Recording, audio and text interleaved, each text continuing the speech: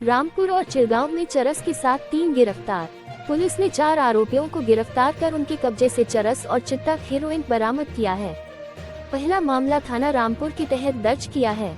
चूहाबाग क्षेत्र में गश्त के दौरान अमित कोछर से 57.780 ग्राम चरस बरामद हुई। दूसरे मामले में सेरी पुल के पास नाकाबंदी के दौरान सुनील कुमार के कब्जे से 52.88 ग्राम चरस बरामद हुई। तीसरा मामला थाना चिड़गांव में सामने आया है। पुलिस ने मांदली में नर बहादुर के कब्जे से 81 ग्राम चरस बरामद की गई। आरोपियों को गिरफ्तार कर अदालत में पेश किया गया है और आगे की कार्रवाई जारी है। एनएचएआई को फटकार, हाईकोर्ट ने कहा 10 दिन में एनएच की हालत सुधारो तभी मिलेगी टोल वसूली की इजाजत। हिमाचल प्रदेश हाईकोर्ट ने शिमला सोलन परवाणू 4 लेन के निर्माण में 6 साल की देरी और खराब रखरखाव पर भारतीय राष्ट्रीय राजमार्ग प्राधिकरण एनएचएआई को कड़ी फटकार लगाई है। हाईकोर्ट ने राज्य सरकार और एनएचएआई को आदेश दिया कि 10 दिन के भीतर हाईवे की मरम्मत व ढलान सुरक्षा कार्य पूरा करें। ऐसा नहीं हुआ तो सनावर टोल प्लाजा पर टोल वसूली पर रोक जारी रहेगी। खंडपीठ ने कहा कि अगर 4 लेन की स्थिति बेहतर हो जाती है तो एनएचएआई को 12 नवंबर से सनावर प्लाजा पर टोल लेने की अनुमति दे दी जाएगी और पिछले आदेश को वापस लिया जाएगा। अगली सुनवाई 11 नवंबर को होगी। मुख्य न्यायाधीश गुरमीत सिंह संधावालिया और न्यायाधीश जियालाल भारद्वाज की खंडपीठ ने कहा कि एनएचएआई का 4 लेन परियोजना के पूर्ण होने का दावा वास्तविक स्थिति से मेल नहीं खाता। कई हिस्सों खासकर कंडाघाट, चक्की मोड़ के पास सड़क की स्थिति दयनीय है। कोर्ट ने सड़क किनारे ड्रेनेज की सफाई करने को भी कहा है। एनएचएआई ने 30 अक्टूबर को 4 लेन की स्थिति की रिपोर्ट तस्वीरों के साथ दाखिल की थी। हिमाचल में 294 निजी स्कूलों की मान्यता रद्द, इस वजह से प्रदेश स्कूल शिक्षा बोर्ड ने की कार्रवाई। हिमाचल प्रदेश स्कूल शिक्षा बोर्ड ने राज्य के 294 निजी स्कूलों की मान्यता रद्द कर दी है। शिक्षा बोर्ड का पाठ्यक्रम न पढ़ाने पर यह कार्रवाई की गई है। मान्यता प्राप्त स्कूलों के लिए शिक्षा बोर्ड का पाठ्यक्रम पढ़ाना अनिवार्य है, लेकिन ये स्कूल दूसरे प्रकाशकों की किताबें पढ़ा रहे थे। प्रदेश में 9वीं से 12वीं कक्षा तक के करीब 1400 निजी स्कूलों को हिमाचल शिक्षा बोर्ड से मान्यता दी है। हाल ही में बोर्ड ने सभी स्कूलों से बच्चों के लिए खरीदी पुस्तकों के बिल मंगवाए थे। जांच के दौरान 294 स्कूल ऐसे निकले जिन्होंने अन्य प्रकाशकों की पुस्तकें खरीदी थी। इस पर शिक्षा बोर्ड ने सख्त फैसला लेते हुए नियमों का उल्लंघन वाले स्कूलों की मान्यता रद्द कर दी। शिक्षा बोर्ड के मुताबिक निजी स्कूलों को मान्यता देते समय एक अनुबंध के तहत यह अनिवार्य किया जाता है कि वे बोर्ड की किताबें बच्चों को पढ़ाएंगे। बावजूद इसके स्कूलों ने तय नियमों का उल्लंघन किया है। हिमाचल स्कूल शिक्षा बोर्ड के सचिव डॉक्टर मेजर विशाल शर्मा ने बताया कि मान्यता प्राप्त निजी स्कूलों के लिए भी बोर्ड की पुस्तकें पढ़ाना अनिवार्य है। प्रदेश के 294 स्कूल बोर्ड की ओर से जारी पाठ्यक्रम को नहीं पढ़ा रहे थे, जिसके चलते उनकी मान्यता रद्द कर दी गई है। बोर्ड ने पहली बार इतनी बड़ी संख्या में स्कूलों के खिलाफ कार्रवाई की है।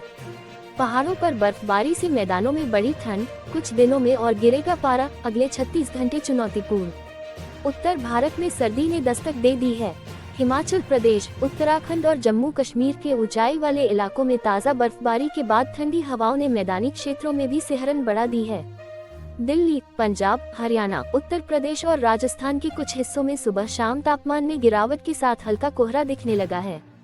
मौसम विभाग के अनुसार अगले कुछ दिनों में तापमान में और गिरावट आएगी तथा सर्दी का असर तेजी से बढ़ेगा। हिमाचल प्रदेश के जनजातीय और ऊंचाई वाले इलाकों में बृहस्पतिवार को कड़ाके की ठंड दर्ज की गई। लाहौल स्पीति जिले के ताबो में न्यूनतम तापमान -5.5 डिग्री सेल्सियस रहा, जो इस सीजन की सबसे ठंडी रात रही। केलोंग में -3.2 डिग्री, कुकुमसिरी में -2.1 डिग्री और किन्नौर के कल्पा में 0.2 डिग्री सेल्सियस तापमान दर्ज किया गया। कल्पा में सीजन की पहली बर्फबारी हुई, जिससे आसपास के इलाकों में ठंड बढ़ गई। वहीं पश्चिमी विक्षोभ के असर से जम्मू कश्मीर, हिमाचल प्रदेश और उत्तराखंड में हल्की बारिश और बर्फबारी की संभावना है। विंटर कार्निवल 25 से इस बार 7 दिन होगा आयोजन। नगर निगम ने ऐतिहासिक रिज मैदान पर मनाए जाने वाले विंटर कार्निवल की तैयारी शुरू कर दी है। इस बार का विंटर कार्निवल का आयोजन 7 दिन होगा। कार्निवल में हिमाचली लोक संगीत, नृत्य और हिमाचली परिधानों का फैशन शो आकर्षण का केंद्र होंगे। इसके अलावा स्टार नाइट भी होगी। क्रिसमस पर 25 दिसंबर से यह शुरू होगा और 31 दिसंबर तक चलेगा। बीते वर्ष कार्निवल 10 दिन तक चला था। कार्निवल को लेकर वीरवार को महापौर सुरेंद्र चौहान और उप महापौर उमा कौशल की अध्यक्षता में बैठक हुई। टाउन हॉल में दोपहर 1:15 शुरू हुई बैठक में निगम के आयुक्त Bhupendra Atri, joint commissioner doctor Bhuvan Sharma, corporation health officer doctor Chetan Chauhan समेत कई पार्षद शामिल हुए। बैठक में तय हुआ कि शहर के माल रोड, रिज मैदान को रंग बिरंगी रोशनी और फूलों से सजाया जाएगा। इसके अलावा बैठक में ये भी तय किया गया कि रोजाना अलग अलग कार्यक्रम होंगे। गौरतलब है कि दिसंबर माह में चंडीगढ़, पंजाब, हरियाणा, दिल्ली और मुंबई के अलावा देश के विभिन्न राज्यों से हजारों पर्यटक शिमला घूमने आते हैं। ऐसे में विंटर कार्निवल के जरिए उन्हें एक अलग अनुभव उपलब्ध करवाया जाएगा। बैठक में रिज पर पूर्व की तरह लगने वाले स्टॉल और अन्य कार्यों को लेकर भी चर्चा हुई। मुख्यमंत्री सुखविंदर सिंह सुक्खू बोले, जयराम सब कुछ ठीक ठाक करते तो प्रदेश का बेड़ा गर्क न होता। नेता विपक्ष और पूर्व सीएम पर हमलावर मुख्यमंत्री सुखविंदर सिंह सुक्खू ने कहा कि जयराम ठाकुर सब कुछ ठीक ठाक करते तो प्रदेश का बेड़ा गर्क न होता।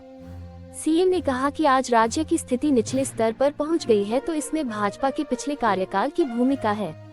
जयराम ठाकुर कह रहे हैं कि उन्हें 1400 करोड़ रुपए का स्वास्थ्य का प्रोजेक्ट दिलाया गया। वह जानना चाहते हैं कि इसकी स्वीकृति कहां है और मंजूरी का पत्र कहां है। सीएम सुक्खू ने वीरवार को पत्रकारों से बातचीत में कहा कि जो भी प्रोजेक्ट स्वास्थ्य में जाते हैं उनकी डीपीआर के बाद प्री फिजिबिलिटी रिपोर्ट बनती है। उसके बाद मंजूरी नीति आयोग के पास जाती है। नीति आयोग के बाद केंद्रीय स्वास्थ्य मंत्री के पास और उसके बाद केंद्रीय वित्त मंत्री के पास प्रोजेक्ट जाते हैं, फिर राज्य सरकार के पास आते हैं। इनके लिए बाहरी बैंकों में से भी किसी को भी चुना जाता है। उसके बाद 28% हिमाचल सरकार देती है। इसमें 100 में से 72% मिलता है।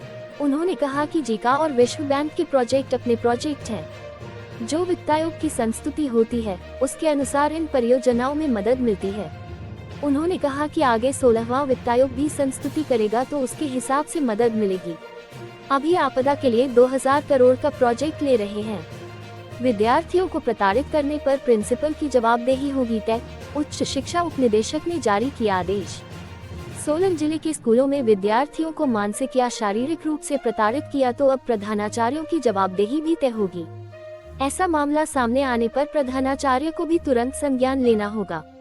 यही नहीं, प्रधानाचार्य को बिना किसी विलंब के सख्त कार्रवाई करनी होगी।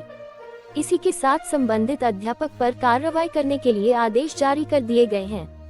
सोलन के गायघाट में बच्चे की पिटाई का मामला आने के बाद विभाग ने सख्त रुख अपनाया है। उच्च शिक्षा उपनिदेशक सोलन ने स्कूलों के प्रधानाचार्यों को आदेश जारी कर दिए हैं। अगर आदेशों की अवहेलना होती है तो अध्यापक के साथ अब प्रधानाचार्य से भी पूछताछ की जाएगी। बता दें कि स्कूलों में बच्चों को पीटने और मानसिक प्रताड़ित करने पर मनाही है। इसके बावजूद कई स्कूलों में नियमों की अवहेलना हो रही है। इससे शिक्षा विभाग की छवि पर दाग भी लग रहा है। पिछले दिनों पहला मामला रोहड़ू में बच्चे को बेरहमी से पीटने का आया था। इसके बाद बुधवार को सोलन के शिक्षा खंड धर्मपुर के गायघाट स्कूल में बच्चे को लोहे की स्केल से पीटने का आरोप शिक्षक पर लगा था। इस प्रकार के मामले बढ़ने से बच्चों में डर बैठ रहा था। इसे देखते हुए सभी प्रधानाचार्यों को पुनः निर्देश दिए हैं कि वे नियमों की अवहेलना करने वाले कर्मचारियों के विरुद्ध आवश्यक कार्रवाई करें।